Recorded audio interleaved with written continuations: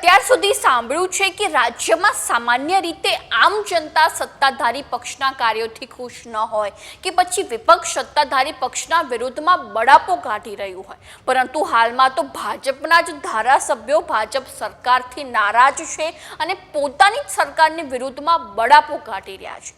નમસ્કાર, Gujarat vibes of ઇન્ડિયાની સાથે હું છું મેક્ષો ઠક્કર.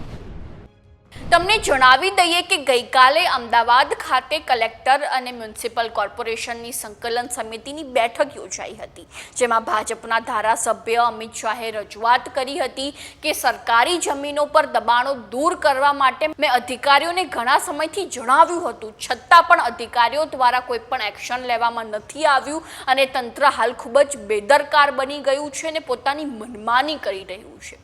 ત્યારબાદ વેજલપુરના ધારાસભ્ય અમિત ઠાકરે ફરિયાદ કરી હતી કે મેં તંત્રને ઘણા સમયથી જાણ કરી હતી કે જાહેર માર્ગો ઉપર ચાલતી નોનવેજની લારીને બંધ કરાવે, પરંતુ અધિકારીઓ 24 કલાક નિંદ્રામાં જ હોય તેવું લાગી રહ્યું છે. ખરેખર રાજ્યનું સરકારી તંત્ર કેટલા હદ સુધીનું બેદરકાર છે તેઓ ભાજપના ધારાસભ્યોની ફરિયાદોને પણ અવગણી રહ્યા છે.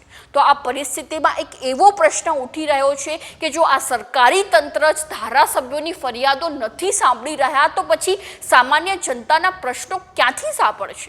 જ્યારે ચૂંટણી આવે છે ત્યારે ભાજપ વડાપ્રધાન નરેન્દ્ર મોદીના ચહેરાને મધ્યમાં રાખીને સામાન્ય જનતા પાસે વોટ માંગે છે, પરંતુ જ્યારે કોઈ સ્થાનિક પ્રશ્ન ઉદ્ભવે તો શું સામાન્ય જનતા દિલ્હી વડાપ્રધાન નરેન્દ્ર મોદીને જણાવશે અમારા વિસ્તારમાં રોડની તકલીફ છે, પાણીની તકલીફ છે?